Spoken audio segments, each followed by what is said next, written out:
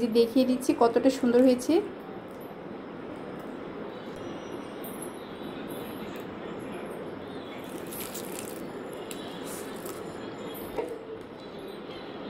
সুপ্রিয় দর্শক শ্রোতা, আসসালামু আলাইকুম।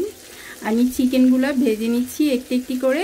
KFC স্টাইলের চিকেন ফ্রাই করে নিব, তাই আমি কয়েকটি চিকেন পিস নিয়ে নিয়েছি এবং চামড়া সহ এই চিকেন পিসটা নিয়েছি আমি। অবশ্যই চামড়া সহ নেওয়ার চেষ্টা করবেন আপনারা। আদা রসুন বাটা, কাঁচামরিচ বাটা, তারপরে দিয়ে দিব লবণ, ভাজা জিরার গুঁড়ি, তারপরে দিয়ে দিচ্ছি ধনিয়ার গুঁড়ি। এখন দিয়ে দিব অল্প পরিমাণে সয়া সস।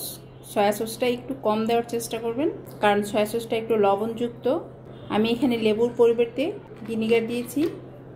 তারপর দিচ্ছি সামান্য করে পাউডার মিল্ক, আর পাউডার মিল্কটা আপনারা স্কিপ করতে পারেন চাইলে।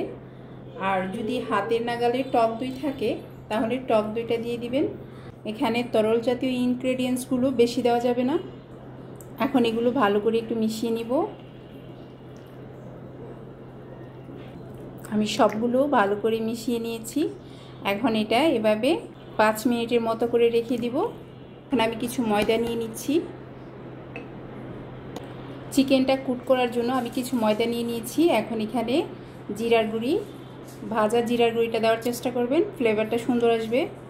এখানে আছে আমার 3টি একসাথে মশলা, এলাচ, দারুচিনি এবং মরিচের গুঁড়ি একসাথে। তারপর দিয়ে দিচ্ছি লবণ, তারপর দিয়ে দিচ্ছি চিলি ফ্লেক্স। এটা ভালো করে মিশিয়ে নিতে হবে। দেখতে পাচ্ছেন আমি এক পাশে পানি নিয়েছি। এখন আমি চিকেনগুলো কুটিং করে নিব। ময়দার সাথে চিকেনটাকে চেপে চেপে কুটিং করে নিতে হবে। এখন ময়দাটা ঝেড়ে এভাবে ফেলে দিতে হবে। এখন আমি আবার এই পানির মধ্যে এটা কিছুক্ষণ ভিজিয়ে রাখবো। আর KFC স্টাইলের করতে হলে ঠিক এটা এভাবেই করতে হবে। আমি আবার ময়দার মিশ্রণটাতে চিকেনটাকে কুটিং করে নিচ্ছি।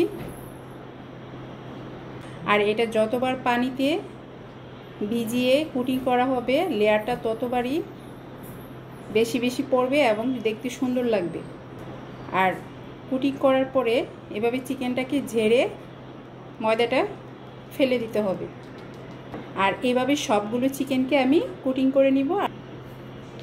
আমি দেখিয়ে দিচ্ছি কাছের থেকে, খুব সুন্দর লেয়ার পড়েছে। আর এটা ভাজার পরে আরও সুন্দর লেয়ারটা দেখা যাবে। যে এখন দিয়ে দিচ্ছি একটি একটি করে।